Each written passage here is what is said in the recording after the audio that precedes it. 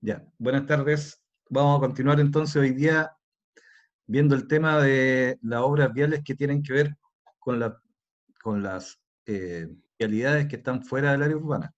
O sea, esto está más aplicado a carreteras y a caminos. Y después nos vamos a cambiar a las obras viales urbanas, que tienen algunas actividades un poco distintas y algunos elementos distintos a lo que estamos viendo ahora. Esto que está acá en la pantalla es lo que vimos en la clase anterior. En la clase anterior veíamos las partes que forman una plataforma de una obra vial de este tipo, cuando son carreteras o caminos, distintos tipos de movimientos de tierra. En este tipo de obras tiene más incidencia el movimiento de tierra que en las obras de las calzadas y de los elementos auxiliares, a diferencia de los pavimentos urbanos, que es como al revés. En los pavimentos urbanos los movimientos de tierra normalmente son menores y hay que centrarse más en la parte de las calzadas, las bases y las subbases. Entonces, la idea de hacer un resumen de la clase anterior, en la clase anterior yo me estaba guiando básicamente por el manual de carretera, con el grado de detalle de las partes que forman las plataformas. Eh, y ahí apareció el tema de los terraplenes. ¿Ya? Siguiendo el manual de carretera, son muchos detalles, entonces esta clase quería hacer un poco más resumido el tema de los terraplenes, para que quedara más claro los principios generales de esta obra, de esta faena de hacer terraplenes. Eh, Así que voy a salirme un poco de este esquema de seguir el manual de carretera, que es más detallado como lo veíamos la semana pasada.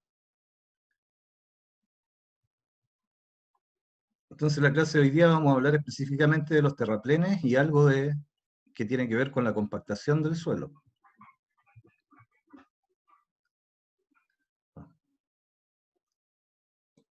¿Qué sería esto?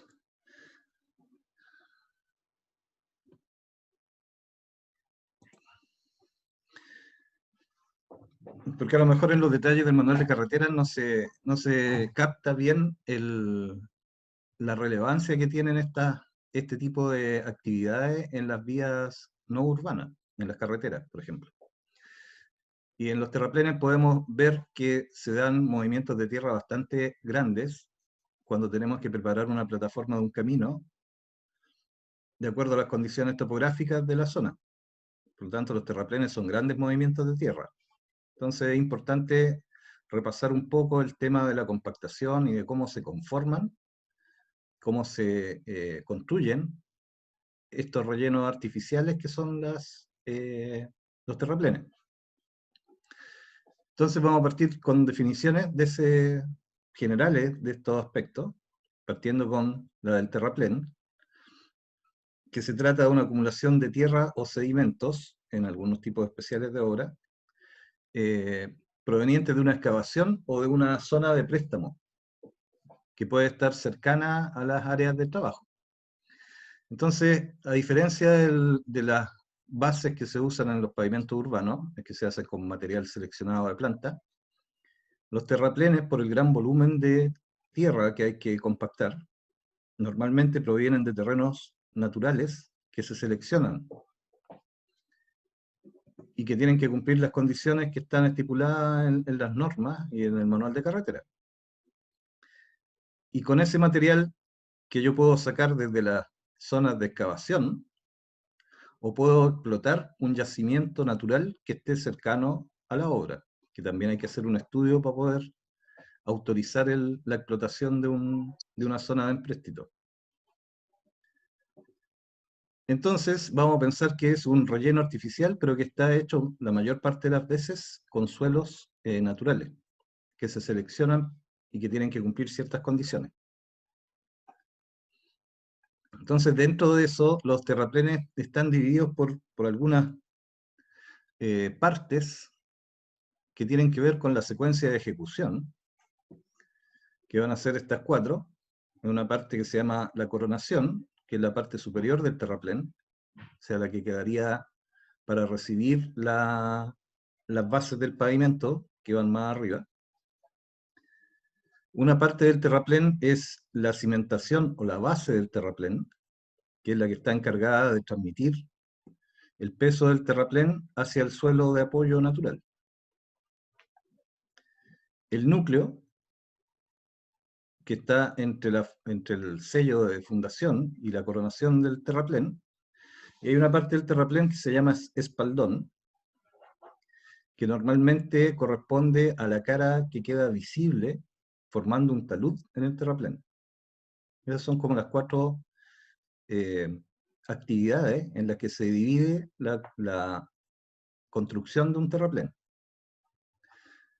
Ahí hay una imagen de un corte en perspectiva de lo que es un terraplén. Acá abajo hay un suelo natural.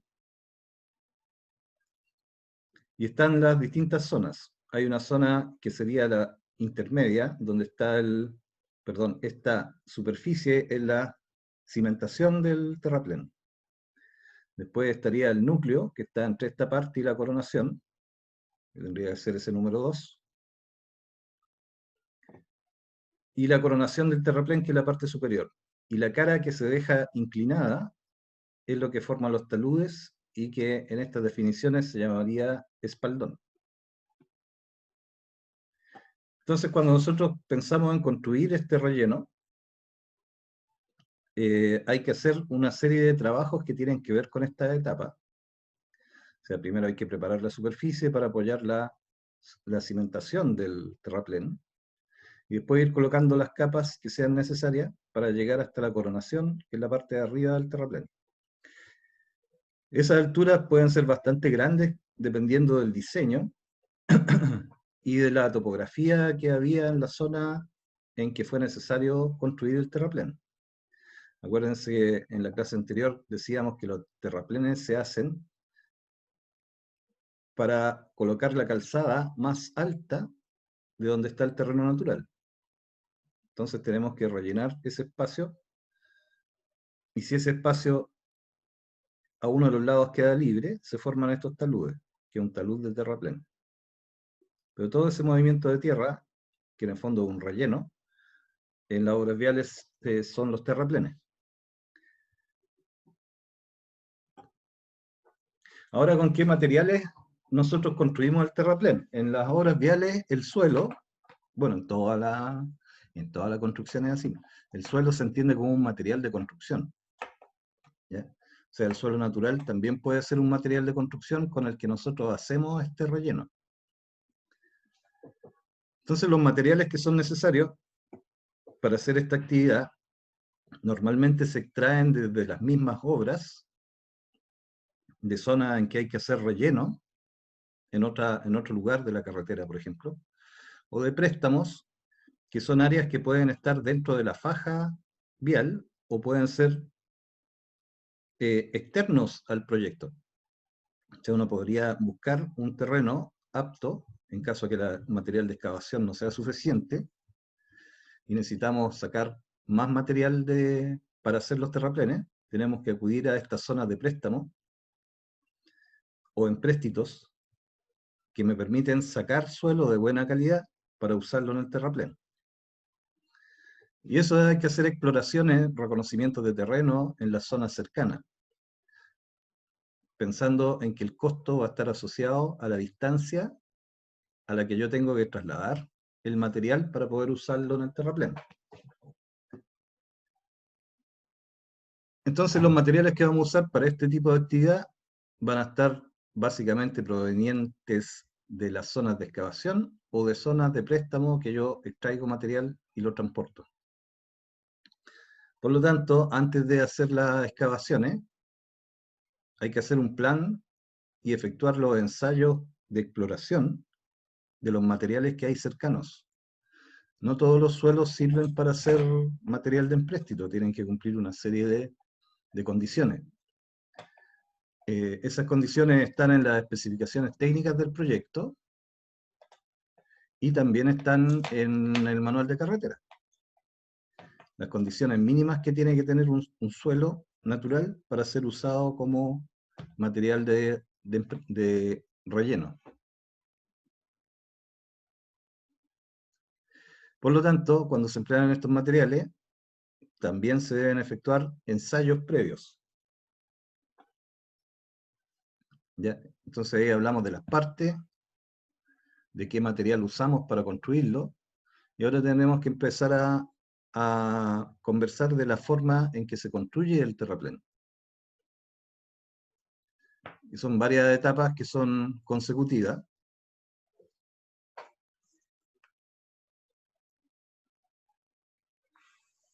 Voy a agregar a unas personas en la lista.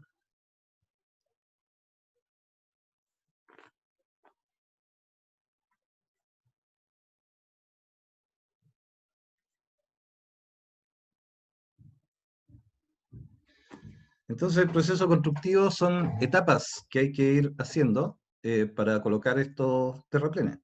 Si ustedes se acuerdan de las imágenes que vimos recién, la altura de los terraplenes pueden llegar a ser bastante altas. Entonces hay que tener una secuencia de ejecución que garantice que se van a cumplir las condiciones de estabilidad. Bueno, eso no lo veo que está escrito, pero lógicamente el terraplén, ¿cuál es el objetivo del terraplén? Es proporcionar una base que sea resistente y estable para poder recibir después las bases y el pavimento final. Entonces la forma en que se ejecuta también es importante. Se, se hacen por capas, que eso está relacionado con la compactación, y eso asegura un correcto funcionamiento del conjunto. Entonces la calidad del terraplén va a depender en gran parte de que esté efectuado de manera correcta. En el texto aquí dice que eso es la apropiada colocación y posterior tratamiento de los diferentes materiales empleados en su construcción. Tanto la colocación y el tratamiento que se refiere acá tiene que ver básicamente con una forma de colocarlo de manera ordenada, y el tratamiento en general es el método de compactación que se usa, ¿no es cierto? La buena calidad del terraplén va a hacer que yo cumpla la especificación técnica. Las especificaciones técnicas de los rellenos compactados de cualquier tipo normalmente me piden cumplir con una densidad y compararla con un ensayo de laboratorio para ver si cumplo o no. Ese es el tratamiento que dice aquí de los diferentes materiales. El material es un terreno que proviene de una excavación. Entonces el tratamiento que hay que hacer es colocarlo de manera ordenada y compactarlo para aumentar la densidad y la resistencia de cada capa. ¿Ya? Entonces no es tan complicado. Es un material relativamente sencillo, y el tratamiento básicamente es colocar las capas del espesor adecuado y compactarlo de buena manera.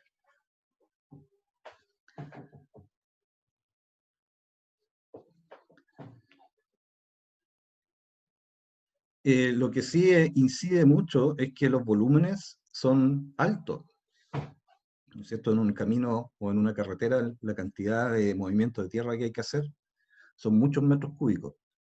Entonces, ¿en dónde va a estar ¿cómo se llama? El buen resultado para una constructora? En optimizar toda esta secuencia de ejecución. En el fondo no es tan complicada, pero yo puedo optimizarla usando bien la maquinaria, sacándole el mejor rendimiento posible, y eso va a llevar a tener utilidades o no. Entonces siempre estas cosas hay que pensar que si son movimientos de tierra, además de los materiales, los ensayos y la compactación, dentro de un proyecto de una carretera, también tengo que pensar en las distancias que tengo que transportarlo y una serie de otros elementos que inciden en el valor de mi metro cúbico después.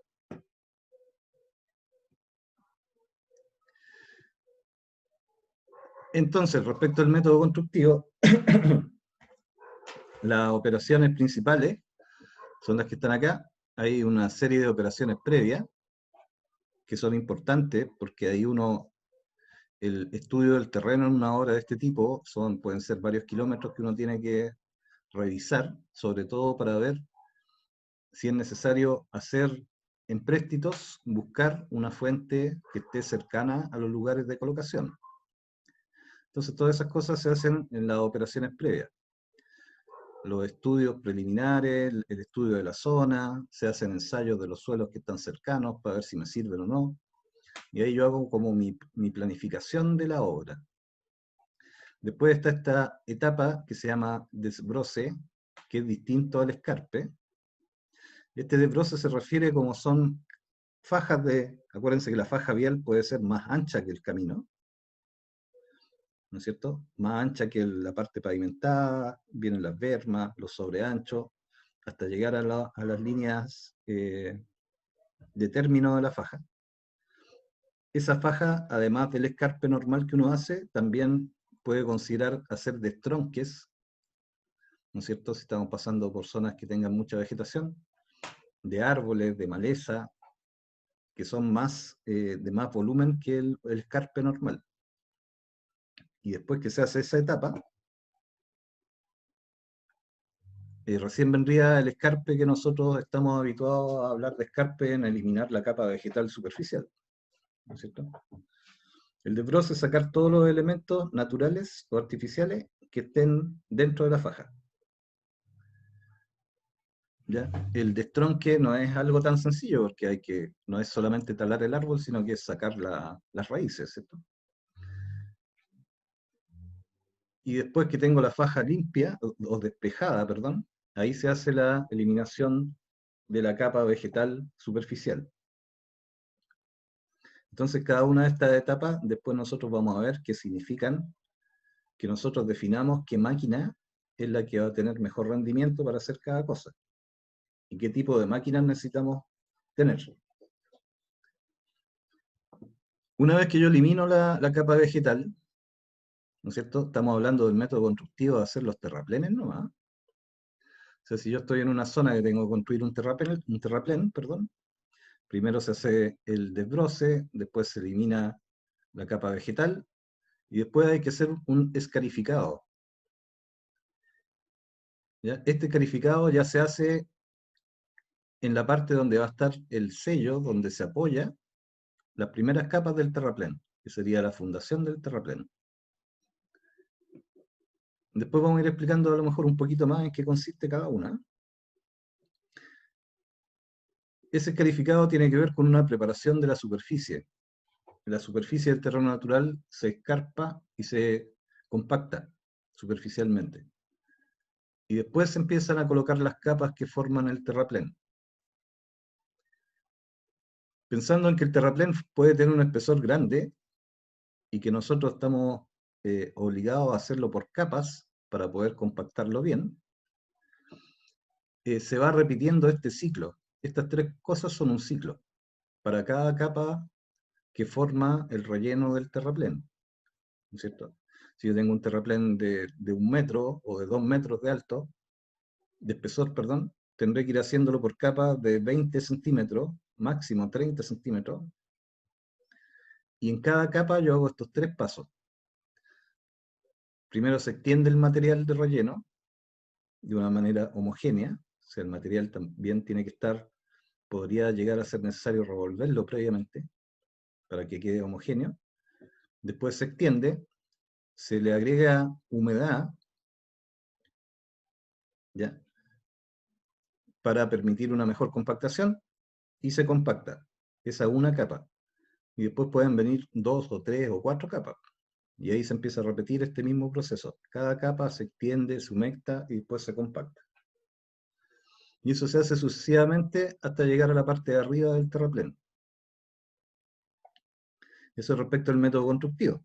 Después vamos a hablar también del control de la ejecución, que se hace en ensayos de laboratorio cada cierta cantidad de metros cuadrados por cada capa, para verificar que cumplimos con la especificación técnica. Y con eso ya podríamos llegar a terminar el terraplén.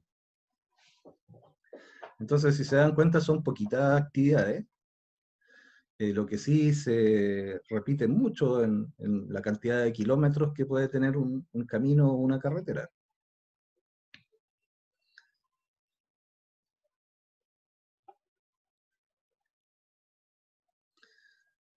Entonces es el cuadro general de cómo se va a construir.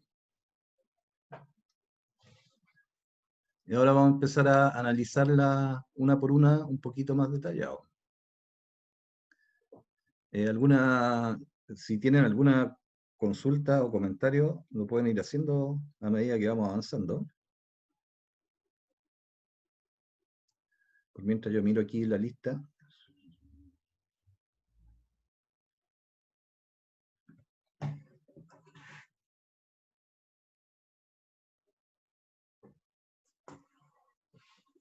Ya, entonces la primera etapa, que consistía en las operaciones previas, tiene que ver con una serie de estudios y de reconocimientos que uno hace de la zona del proyecto. Esto no está dentro de lo que está especificado en las especificaciones técnicas, sino que es algo que yo tengo que buscar si estoy organizando una obra de este tipo. Esto es además de lo que yo tengo que hacer dentro de la faja. Como estamos hablando de los terraplenes, en este caso, estos estudios de mecánica de suelo y estudios preliminares, en base a la información de por dónde pasa el proyecto, yo tendré que estudiar la zona en una área más grande. ¿Ya? Entonces yo estudio los proyectos, calculo dónde tengo que hacer corte, dónde tengo que hacer terraplenes, y si por alguna razón el material que yo saco del corte no me alcanza para hacer todos los terraplenes de la obra, yo tengo que pensar en buscar una zona de empréstito, que es como un yacimiento, desde donde yo pueda sacar suelo y usarlo como relleno. ¿Ya? Eso no forma parte del proyecto, sino que forma parte de cómo yo soluciono mi problema constructivo, de dónde saco el material de relleno. Lo que va a estar en el proyecto son las exigencias de calidad que me piden para ese suelo. Entonces, estas operaciones previas se pueden resumir en estas que son las más usuales, en que las operaciones previas que yo hago antes de empezar la obra, cuando ya me estudié los planos, tengo que pensar en estudios de mecánica de suelo, sobre todo para clasificar y ensayar los suelos que yo voy a usar de empréstito. El estudio preliminar de la obra, un trabajo de gabinete que es estudiarse todos los planos y antecedentes del proyecto, estudiar la topografía, la información geológica, si es que tengo información geológica de la zona, y si no, tengo que hacer exploraciones. Y esta información sismológica tiene que ver más con el diseño que con la ejecución. Entonces, estos son estudios que yo hago antes de pensar en construir. Después, cuando ya tengo en esta etapa del desbroce, ya estoy pensando en que yo ya sé dónde va la faja de mi proyecto. Incluso ya podría tener trazado un eje longitudinal, ¿cierto? Y los anchos de la faja. Entonces ahí yo puedo empezar a hacer esta actividad que consiste en extraer de la zona comprometida por el proyecto los árboles, plantas, malezas, escombros, basura o cualquier otro material que pueda afectar el desarrollo de las obras. Ya no es solamente del espacio del proyecto, sino que es del espacio que yo necesito, por ejemplo, si yo estoy construyendo la calzada de la carretera, más las bermas, y tengo que hacer movimiento de camiones, yo necesito a lo mejor tener un espacio adicional, solamente para el transporte de camiones y de materiales y de maquinaria. Porque el resto, el espacio de la faja, ya lo voy a tener ocupado con la calzada y las bermas. Entonces, esta actividad normalmente es mucho más ancha que la faja de mi proyecto, porque hay un espacio que yo necesito para poder circular.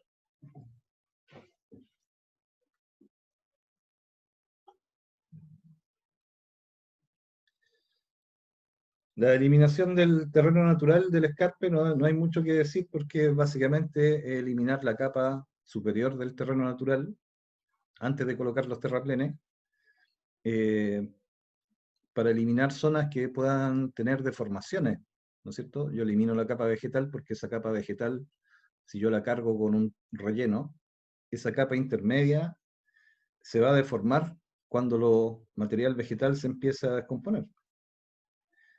¿Ya? y eso puede dañar el terraplén que tengo hacia arriba. Pero no es más que...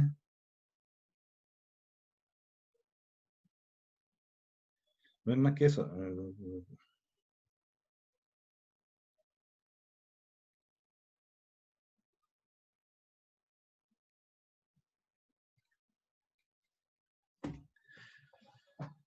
Ya, retirar la capa que presenta malas condiciones para funcionar como terraplén. El escarificado es súper parecido a lo que nosotros hacemos con las preparaciones de la subrasante. Es como preparar la subrasante para que reciba después al terraplén. ¿Ya? Para eso yo necesito, aunque yo ya haya despejado la capa vegetal, yo necesito meter una maquinaria que remueva la superficie del terreno natural, ¿ya? De manera que yo pueda compactarla y sobre eso empezar a colocar mi relleno. Entonces esto se hace por medios mecánicos, normalmente con máquina escarificadora, que existe una máquina que es completamente escarificadora y hay accesorios que se colocan en los bulldozers que permiten hacer esa misma función. Y son como dientes que hacen una especie de soltar la superficie del terreno. Entonces lo ideal, que es lo que sale acá en este texto, es ocupar la misma maquinaria que está haciendo el escarpe, que en este caso podría ser un bulldozer, en algunos casos una motoniveladora, cuando no es tanto el volumen que hay que mover, cuando el volumen es muy grande tiene mejor rendimiento un bulldozer, para esta acción de retirar la tierra superficial y empujarla, es la máquina ideal. Entonces tengo buenos resultados si yo en esa misma máquina agrego la escarificadora. En la parte posterior de la máquina puedo ir la escarificadora, la pala delantera va haciendo el escarpe y la misma máquina me hace el escarificado. Y se podrían hacer los dos procesos juntos. Y después parte la ejecución del terraplén con esas tres capas, o sea, esas tres actividades que les decía antes, que para cada capa de relleno se extiende, se humecta y se compacta. El extendido es importante porque para tener un buen rendimiento y no tener que devolverme a rectificar zonas que me quedaron con hoyos, por ejemplo, la gracia es usar una máquina apropiada para hacer un esparcido del material que quede con un espesor uniforme, de manera que las capas que se van colocando hacia arriba también sean paralelas. Esto ayuda a la transmisión del peso. Si cada capa es paralela, ayuda a transmitir el peso a las capas inferiores de manera homogénea. Entonces el material que componga cada capa debe ser homogéneo y presentar características uniformes. ¿Ya? Ahora, como yo estoy usando lo que dice después esto, que deberá conseguirse esta uniformidad mezclándola convenientemente, en el caso cuando no se cumple eso, tenemos que entender que como estamos usando terrenos naturales que vienen de empréstito, a pesar de que cuando uno ensaya el empréstito o hace los análisis y ve que el suelo es apto, cuando yo estoy moviendo una gran cantidad de metros cúbicos, pueden venir eh, partes de ese relleno con distintas características, por ejemplo, de tamaño o de granulometría, incluso de composición. Entonces yo cuando la esparzo me puedo encontrar que me aparecen bolsones en la capa que yo estoy esparciendo de un material que es distinto, que no es homogéneo respecto al otro. Por ejemplo, pueden aparecer bolsones de áridos que son como piedras, por ejemplo, eh, que no son homogéneos respecto al resto de la capa, y en ese caso tengo la posibilidad de eliminar ese bolsón de árido, y si está saliendo muy poco homogéneo desde el empréstito, yo tendría que mezclarlo, ¿ya? Con la misma motoniveladora se puede hacer ese mezclado del terreno para que quede homogéneo, Ahí los operadores pasan varias veces, lo van cambiando de un lado para otro, lo revuelven y después lo pueden esparcir otra vez. Entonces, esas son decisiones que hay que tomar en la obra cuando yo me encuentro con estas situaciones que me aparecen dentro del material que estoy trayendo para rellenar el terraplén, suelos poco homogéneos. Entonces, a eso se refiere la etapa del extendido. Estas tres cosas, la A, la B y la C, que vienen ahora, hay que hacerlas por cada capa.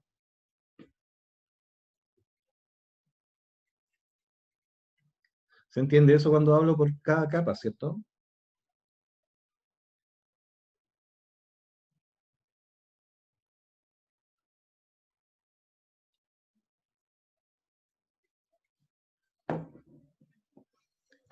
Ya. Una vez que está puesta la primera capa del terraplén, tenemos que analizar el porcentaje de humedad que tiene ese suelo. La mayor parte de las veces es necesario para tener una buena compactación. Agregar agua, como estamos hablando de superficie grande, la agregamos con un camión aljibe. Y esa humectación tiene una doble función. Hay una consulta por ahí, ¿no?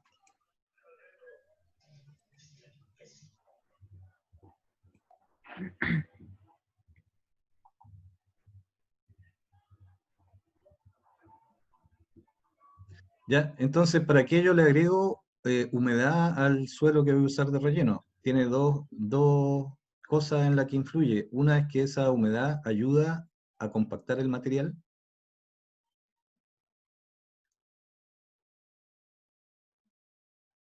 Por dos cosas. Cuando yo agrego humedad, me acerco a un óptimo de humedad en el suelo. Esa humedad ayuda a que las partículas que son de distintos tamaños, es como una pequeña lubricación, se acomoden y le cueste menos a la máquina que estoy usando para compactar, para obtener una mayor densidad. Cuando yo obtengo una mejor compactación, significa que estoy subiendo la resistencia y la durabilidad de ese terraplén. ¿Ya? ¿Por qué la durabilidad? Porque aquí dice asegurando la suficiente resistencia y reduciendo los posteriores asentamientos del terraplén. Eso tiene que ver con la durabilidad. Escucho una tele ahí de fondo. Profesor, disculpe la mía, es que mi internet está medio pegote y cuando quiero silenciar acá no se puede. Tengo que intentar como hacerle clic muchas veces. Sí, sí, mira, a ver. De acá tampoco te puedo silenciar. Sí, profe. Se me pega. Ya, entonces dejémoslo así Profe, a mí nomás. era... Ya no se preocupen entonces si no molesta, ¿eh? Vamos a seguir. ¿Pero ustedes escuchan bien? Yo escucho bien, profe. Ya, Yo también, profe, escucho bien. ya, sigamos. Yo igual. Ya, ahora sigamos. Entonces, como les decía, la humectación tiene una doble función. Por un lado, perdón, ayuda a mejorar la compactación. Y por otro lado, evita que después de que está puesto el terraplén se produzcan variaciones de humedad que puedan llegar a deformar el terraplén.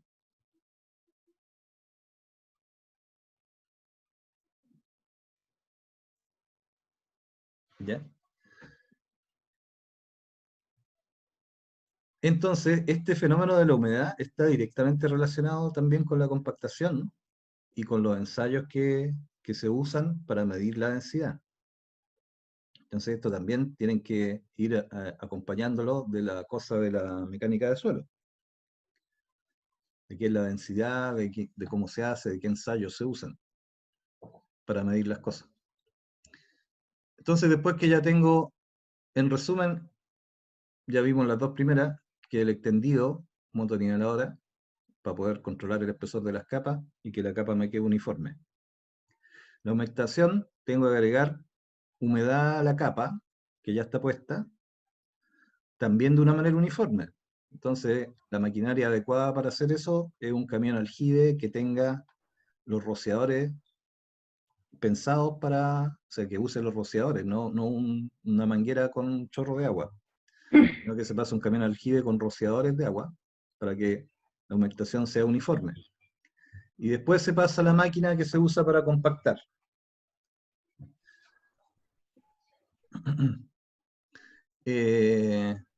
Bueno, el objetivo de la compactación, me imagino que ya lo tienen claro, que es aumentar la densidad, pensando en que el suelo es un material granular, formado por partículas de distintos tamaños, y cuando yo lo excavo, lo transporto, se suelta, por decirlo así, bien simple, ¿no es cierto? Entonces después yo tengo que compactarlo para eliminar los espacios vacíos que hay dentro de las partículas.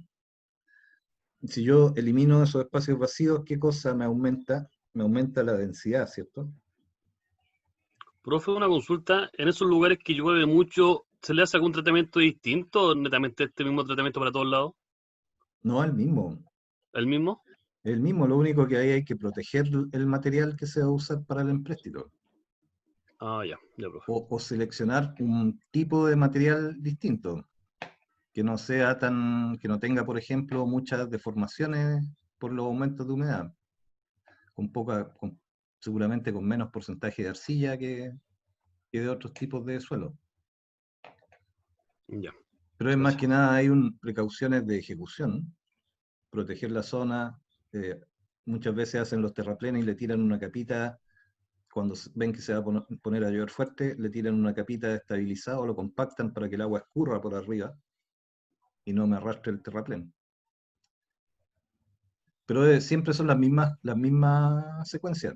Si estamos hablando así bien en general, de que hay que colocar una capa homogénea, hay que agregarle un poco de humedad para facilitar la compactación y después compactar.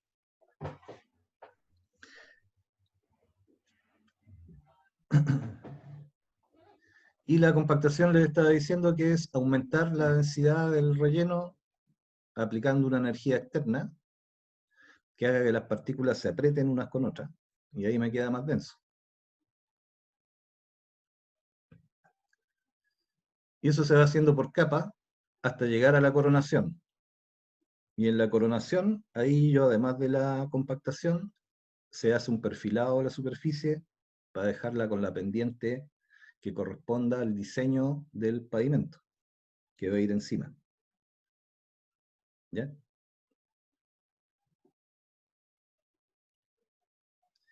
Este ejemplo está como...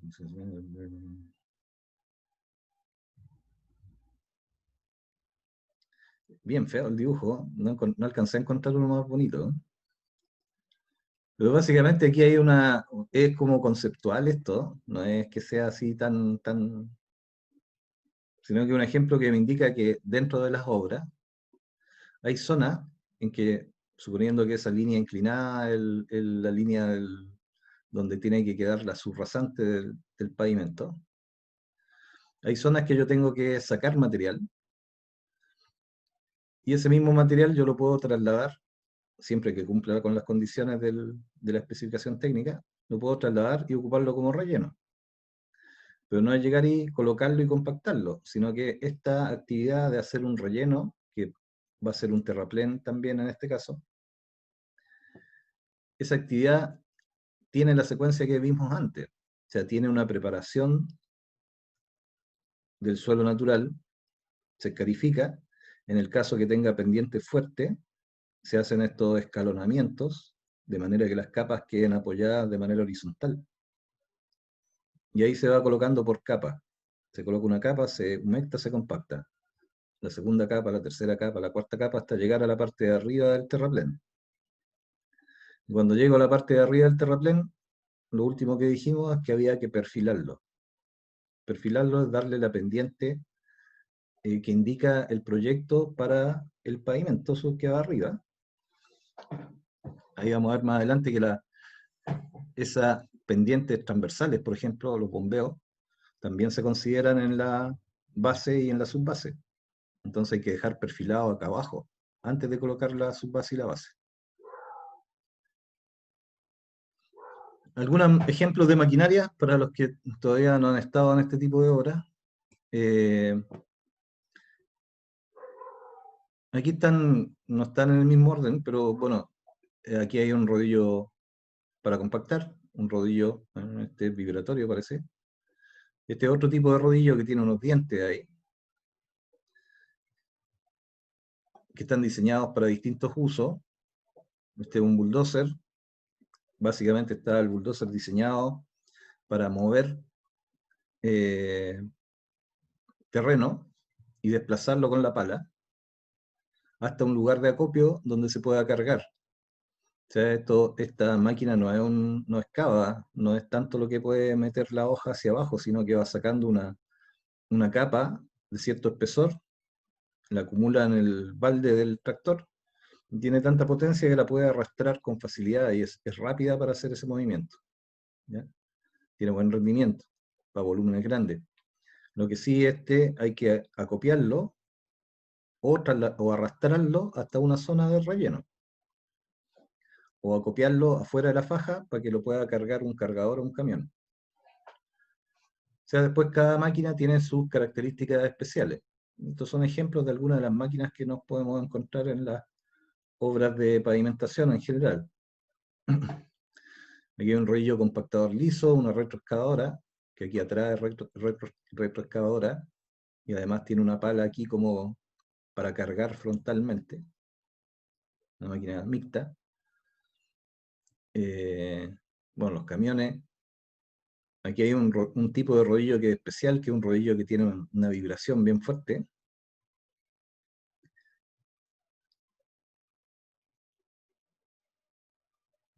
Están los títulos arriba de la foto. En este caso es un rodillo que se llaman pata de cabra cuando tienen estos dientes. No es un rodillo liso, sino que tiene dientes, que se usa para amasar el suelo. Este es un rodillo vibratorio con rodillo liso de acero. Y aquí hay está bien cercana a la foto. Voy a buscar unas fotos mejores que cuando hablemos de las máquinas. Es un escarificador, que es una especie de arado con una serie de dientes, que los dientes se van cambiando. Normalmente estas máquinas se pueden adosar. Incluso los bulldozers, muchos traen en la parte posterior el escarificador, o se le adosa.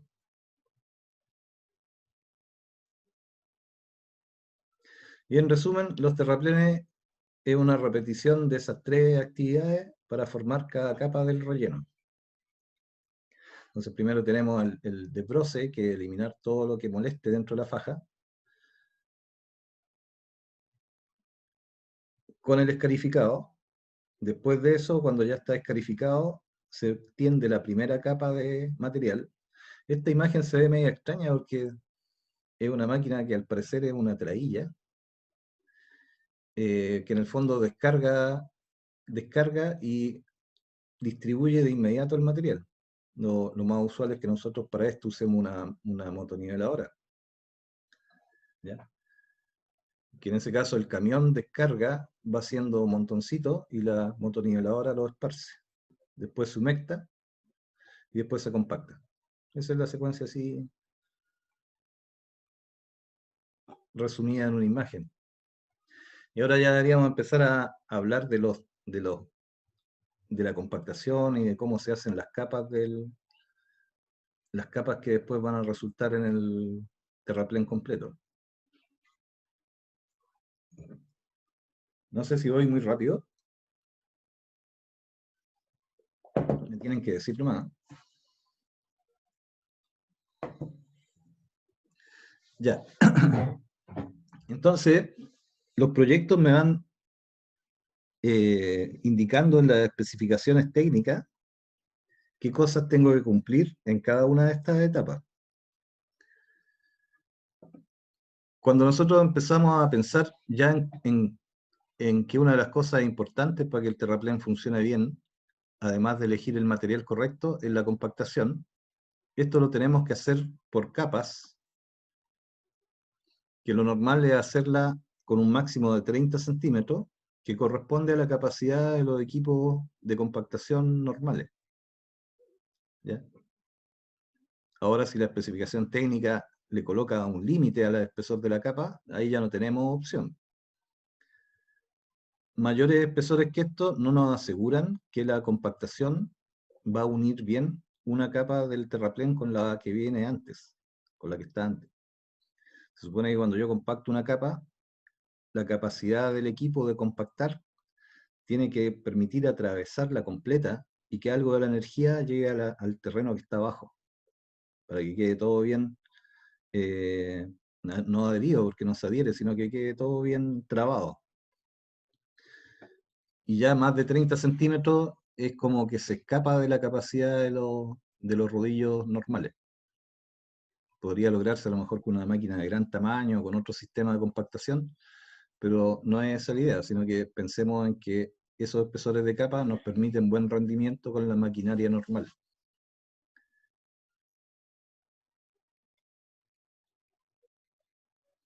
Esto ya lo habíamos dicho, que para la buena compactación el material debe ser homogéneo, la humedad también debe ser homogénea, no deberíamos tener zonas en que una parte de la capa se nos haya pasado de humedad, por ejemplo. Por eso es dañino también que si estamos colocando una capa de terraplén y viene una lluvia muy fuerte, va a alterar la humedad de esa zona, entonces hay que protegerla de alguna manera. O estar dispuesto a cuando pase la lluvia, pasar de nuevo a la escarificadora, a la capa que está puesta, esperar que pierda el exceso de humedad y después volver a perfilarla y a compactarla.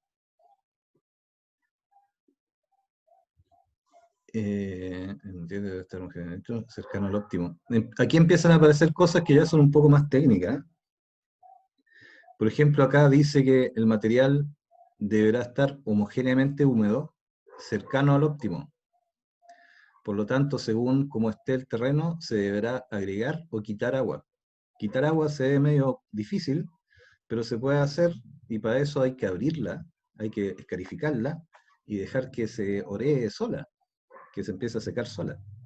Entonces, eso es muy complicado. Entonces, lo que uno tiene que hacer es agregar el agua de manera gradual, cosa de no pasarse. Si uno se pasa, para que ese terreno pierda la humedad, se pierde mucho tiempo y mucho trabajo porque hay que volver a abrirlo. Ya, pero ¿para dónde? Ahí me fui para otro lado. Lo que les quería decir es que aquí empiezan a aparecer temas que son importantes. Por ejemplo, aquí habla de una humedad cercana al óptimo. Eso cercano al óptimo no es un valor así que uno pueda estimar al ojo, sino que eso ya tiene que ver con los ensayos de control de calidad que miden, además de la densidad del terreno, miden el porcentaje de humedad. Y hay un valor óptimo que viene de un ensayo de laboratorio, que se hace previamente al material que se va a usar como relleno. ¿Ya? Entonces ahí es lo que se usa normalmente, un ensayo Proctor. No sé hasta qué parte han avanzado en el ramo de suelo, que en base a eso yo puedo ir acomodando ahora las cosas que les voy diciendo. O sea, si ya han visto Proctor, yo puedo empezar a verlo más rápido esto. Pero no sé si ya lo vieron en el laboratorio de suelo.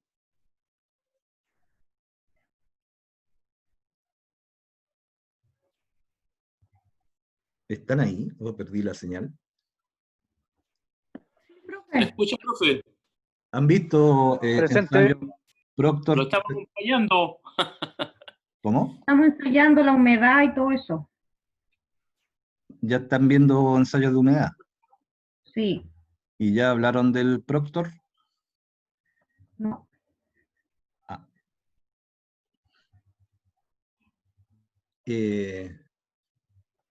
Ya, no importa. Sí, entonces no me meto en tantas profundidades con el Proctor. Sí se lo voy a mencionar, sí. El Proctor es un ensayo de laboratorio que se hace en ciertos tipos de suelo y que lo que mide, o sea, yo tomo un suelo cualquiera, le hago el ensayo Proctor y ese ensayo Proctor me va a decir cuál es el valor máximo de densidad que yo le puedo dar a ese suelo, ¿no es cierto? Es un ensayo de laboratorio que lo mete en unas prensas, y a medida que lo compacta, le va midiendo la humedad. Y cuando ya lo compacta al máximo, dice, esta es la humedad máxima, o sea, perdón, la densidad máxima que puede tener el suelo que estoy ensayando. Acuérdense que la densidad se mide ¿en qué se medía? En kilos por metro cúbico. Sí. Entonces, se supone que ese ensayo toma un suelo, le hace ese ensayo de laboratorio en las condiciones ideales y lo compacta al máximo que ese suelo es capaz de resistir. Y eso me da un valor que se llama densidad máxima compactada seca. Y ese valor máximo está asociado a un porcentaje de humedad óptimo. Entonces el ensayo Proctor me entrega esas dos cosas.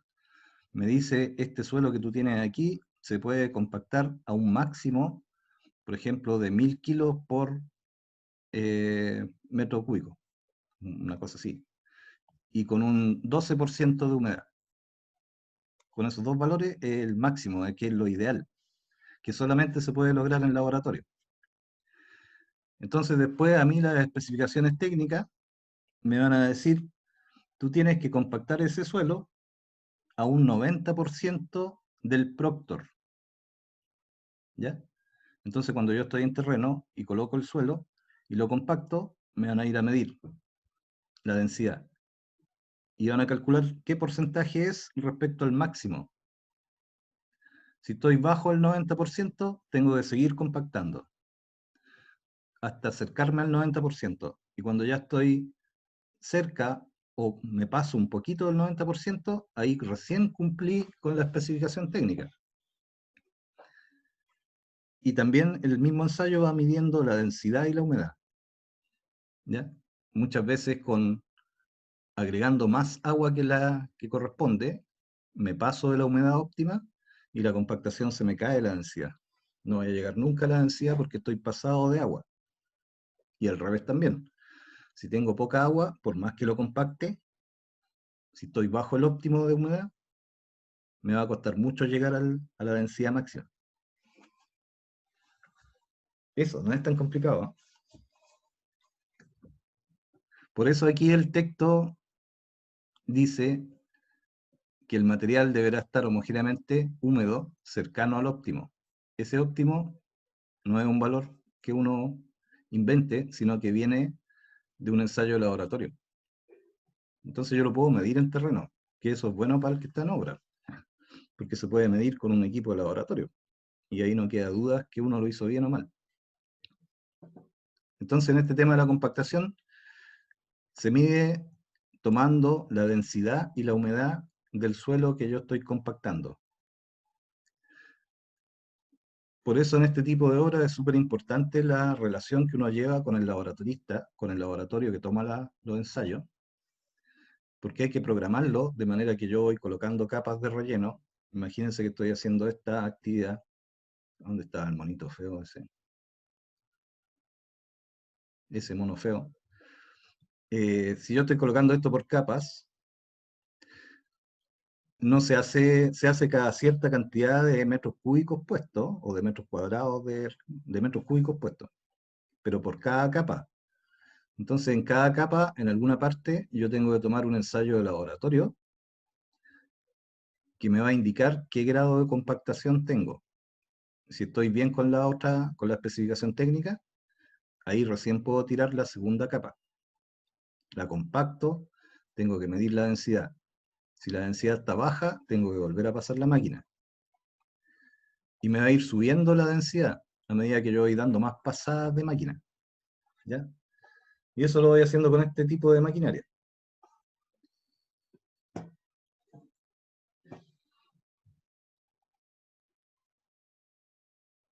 Esta etapa de la compactación, yo tengo que hacerla hasta que la capa que estoy colocando cumpla la especificación técnica. Eso quiere decir que tiene que cumplir un valor de la densidad respecto al máximo, que es lo que se mide con el ensayo Proctor.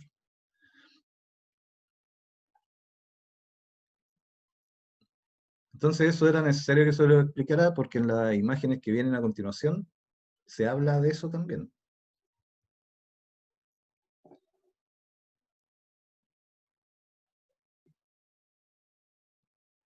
Entonces, ¿cuál es el procedimiento? El procedimiento es trabajar desde los bordes hacia el centro del terraplén y que cada pasada de máquina se traslape con la pasada anterior. ¿Ya? Y se hacen la cantidad de pasadas de máquina necesaria para llegar a alcanzar la especificación técnica. Aquí hay un ejemplo de cómo aparecen las cosas en las especificaciones técnicas. Por ejemplo, en el caso de este texto, me dicen que cada capa tiene que alcanzar una densidad del 95% de eso que está ahí, que significa densidad máxima compactada seca, o un 80% de la densidad relativa. ¿Por qué dice O? Porque son dos tipos de ensayos distintos. Esto que está aquí está relacionado con el ensayo Proctor. 95%, la densidad máxima compactada seca la da el Proctor. Y en caso que me aparezca un suelo distinto, por ejemplo los suelos granulares, que tienen muy poca cohesión, ya no se pueden ensayar por Proctor y se ensayan con densidad relativa. Entonces por eso dice, normalmente las especificaciones técnicas, cuando voy a traer una de ejemplo, para que veamos cómo es un plano de pavimentación y cómo se leen las especificaciones técnicas. Yo creo que en la clase que nos toca, ¿cuándo nos toca? El jueves. Entonces, en este caso me dice que tengo que cumplir ese valor, que es una densidad, o un 80% de otra densidad que se llama densidad relativa, que en el fondo es lo mismo, pero es un ensayo que se hace con otro aparato. ¿Por qué? Porque este material es granular, y este se usa para los materiales que tienen cierta cohesión.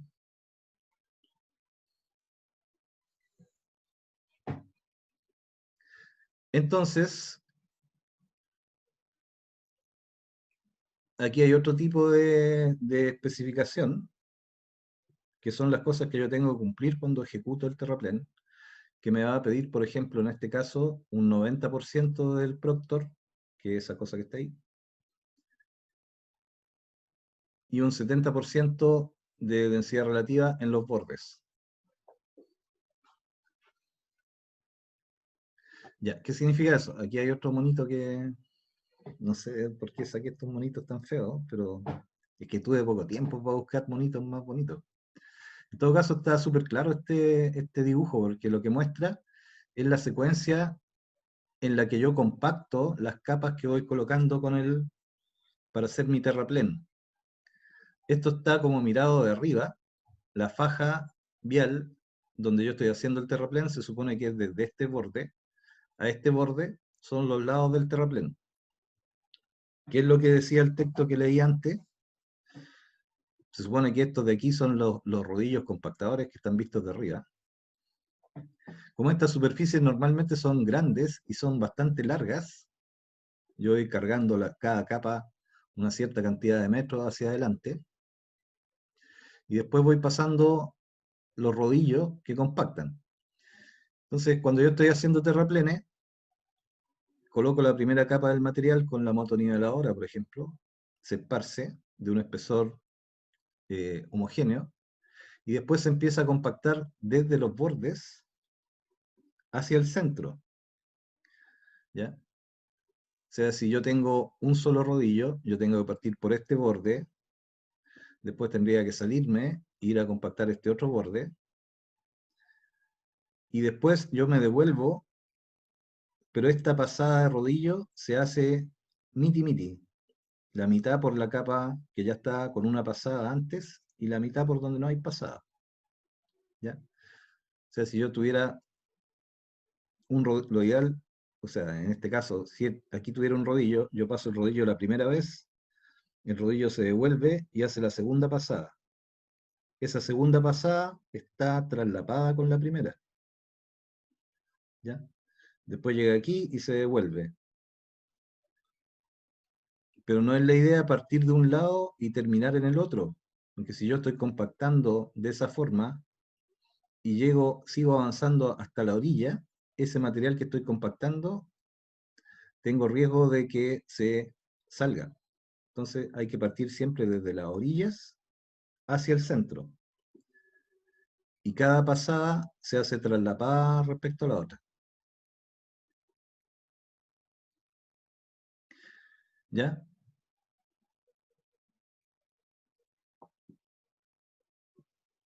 Y ahí hay que ir contando cuántas pasadas hay por capa.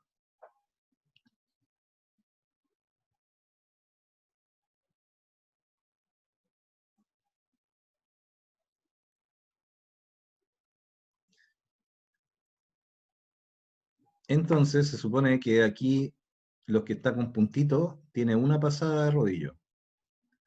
Después cuando voy para allá, esta pedacito de aquí queda con 2 pasadas. Y aquí queda con una. Pero como la siguiente va traslapada, al final la idea es que de toda esta secuencia me va a quedar todo esto con 2 pasadas de rodillo. Esa es la recomendación para hacer este trabajo, es empezar a pasar el rodillo por los extremos y después ir acercándose hacia el centro y hacerlo de manera traslapada. Ahora, yo se supone que hago toda esa secuencia y voy con el laboratorista a que me haga una toma de densidad en terreno. Y esa densidad en terreno, el equipo del laboratorista me va a dar el valor de la densidad. Esa densidad yo la comparo con la densidad máxima.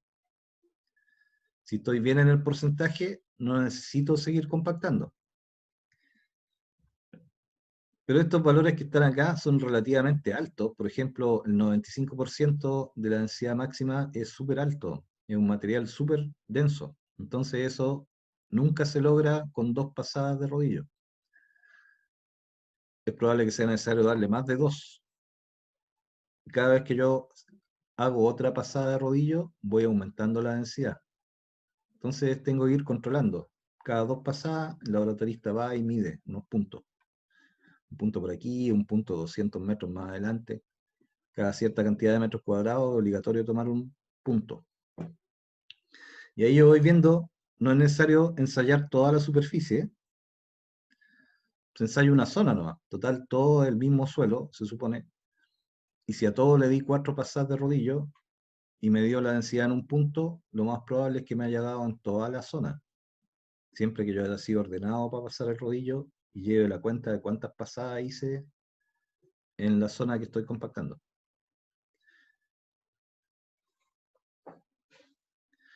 Fallas comunes que se deben a la falta de compactación de los terraplenes. Cuando no me quedaron bien compactados los terraplenes, se producen este tipo de fallas. Que el terraplén tenga un deslizamiento, ¿ya? Que hay una erosión muy rápida, más rápida de lo que tiene pensado el diseño, que se me puede ir la ladera completa del talud, o que hayan asentamientos, ¿ya? ¿Por qué pueden haber asentamientos? Porque si no me quedo bien compactado y después están pasando los vehículos, ese paso de los vehículos también, esa vibración, si hay huecos de aire dentro del suelo, esa vibración hace que las partículas se acomoden y podrían llegar a bajar. Y eso va a dañar el pavimento que hay encima. Entonces, estas son las fallas que se producen cuando no queda bien compactado.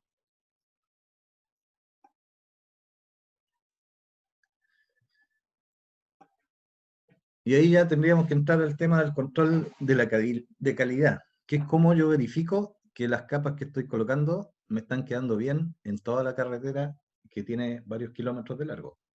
Entonces, esto lleva a que hay que hacer un plan, una planificación previa de cuántos ensayos tengo que hacer para poder controlar bien la compactación de cada capa.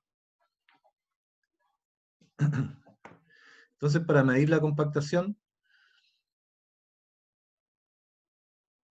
básicamente lo que dice aquí es que se usan dos tipos de verificaciones. Para vías y obras en Chile, las especificaciones de control de calidad y ensayos más comunes son los siguientes. La densidad del terreno, que se compara con la densidad máxima, que para las obras de carretera y camino está alrededor de un 95% o un poco menos, de 90 a 95%, de la densidad máxima seca. Aquí falta el nombre máximo aquí entre medio, que se obtiene en un ensayo que se llama Proctor modificado. Y lo otro que dice es que cuando el suelo es muy granular, se hace no con Proctor, sino con un ensayo que se llama densidad relativa, que se usa cuando son suelos principalmente granulares, ¿ya? Cuando tienen un porcentaje, por ejemplo, de arena y ripio o gravilla, pueden ser materiales finos también, pero que no tienen cohesión. ¿Ya? Todavía no puedo explicarlo más porque esos términos de cohesión y otras cosas tienen que verlo en mecánica de suelos primero. Pero por mientras ya tienen que saber que yo voy a usar Proctor cuando sea un suelo que tenga cierta cohesión, no que sea arcilloso, sino que se mantenga unido, las partículas entre sí se mantengan unidas con un poquito de humedad. Y cuando tengo materiales que son totalmente granulares, que el ejemplo máximo es la arena, que la arena es totalmente granular, ahí ya no me sirve el Proctor y tengo que usar el ensayo de densidad relativa.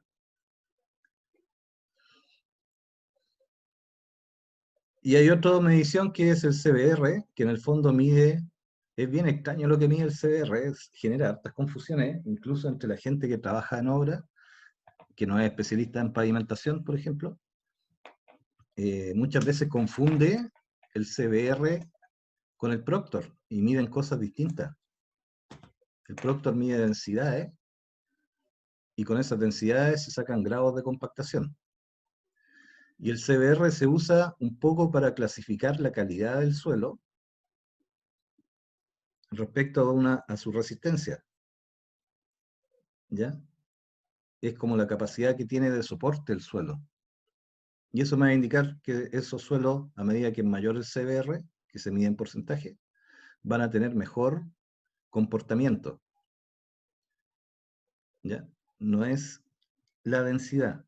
Cuando me especifican CBR, no me están especificando compactación, sino que me están diciendo la calidad del suelo que yo voy a usar.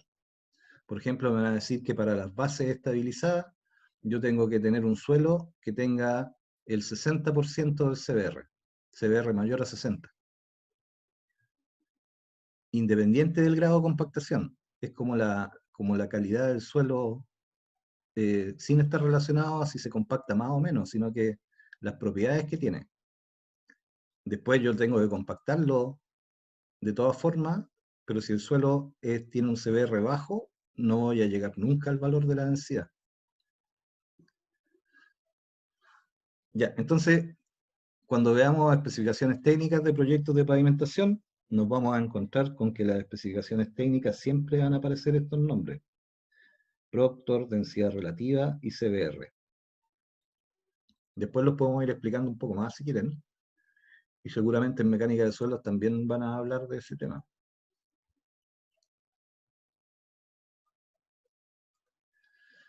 Ya, entonces hablamos que yo coloco esto por capas y cada cierta cantidad de capas de metros cúbicos tengo que hacer un ensayo.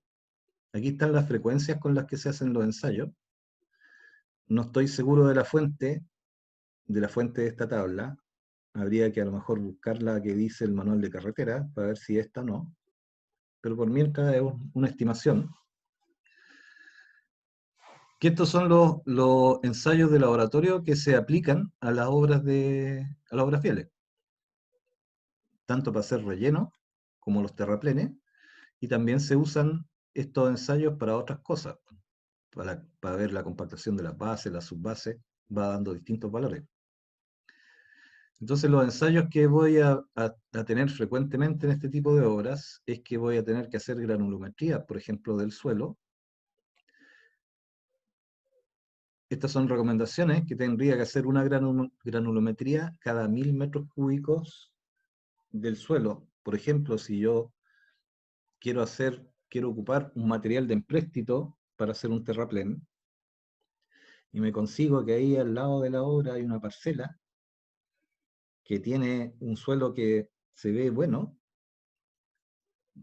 y yo voy a decir, ya, de esta parcela tengo que hacer el ensayo de laboratorio para ver si me sirve. Y de aquí yo creo que voy a sacar unos 20.000 metros cúbicos de hormigón. ¿Ya? Perdón, no de hormigón, de suelo, para rellenar. Entonces, se supone que esto me dice que de ese empréstito, cada 1000 metros cuadrados, yo tengo que verificar la granulometría, con un ensayo de granulometría. Cada 1000 metros cuadrados le tengo que medir estos límites. El contenido de materia orgánica y la Cada densidad 1000 seca. metros cúbicos, profe. ¿Cómo? Ahí dice cada 1000 metros cúbicos. 1000 metros cúbicos. Sí, porque esto se está, como estamos hablando de los terraplenes. Porque están rellenando. Sí, pues. Claro. Entonces lo medimos en metros cúbicos. Porque Claro. cuando nosotros pensamos en una carretera, si yo necesito sacar tierra para hacer relleno, son volúmenes grandes los que saco. ¿Ya? Entonces, ellos establecen que como mínimo, la recomendación, si estoy explotando un empréstito, es que cada 1000 metros cúbicos de suelo yo revise la granulometría de nuevo. O sea, no basta con hacerlo una vez. Y así cada uno de los ensayos se hace con una frecuencia.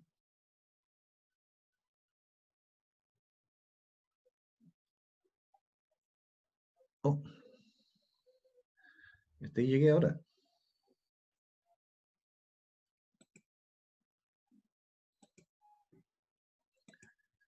Ya, entonces eso es la forma en que, más o menos, así bien general, o sea, no es que lo haya hecho más o menos, sino que está bien resumido, para no entrar en muchos detalles técnicos todavía de suelo, hasta que avancen un poquito más. Acuérdense que tienen obras viales 2, así que ahí vamos a volver a repasar todos estos conceptos que pueden haber quedado medio difusos, de los ensayos de compactación, de la humedad, del CBR, etcétera. Pero se entiende, profe. Me alegro. Sí. A mí me Y no costó, tenía idea que, a mí me profe, el costó, CBR, cuando yo el CBR estudié, para mí es algo nuevo. te escuché PLR. CBR. Ah, perdón, te escuché mal. El, no, el CBR, es que, mira, hay una, Lo confundía. no, sí, sí, eso es cierto. Incluso hay muchas profesionales que están ejerciendo hace harto tiempo, pero que por alguna razón siempre han trabajado más en edificación, por ejemplo, que confunden los términos en obra. Claro.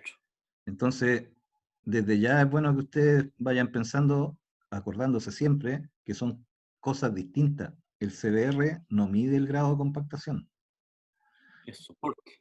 El CBR son valores, y para hacerlo así bien práctico, los CBR normalmente dicen, para hacer una base de una vereda, una base estabilizada para una vereda, usted puede usar un material que tenga un CBR mayor a un 30%.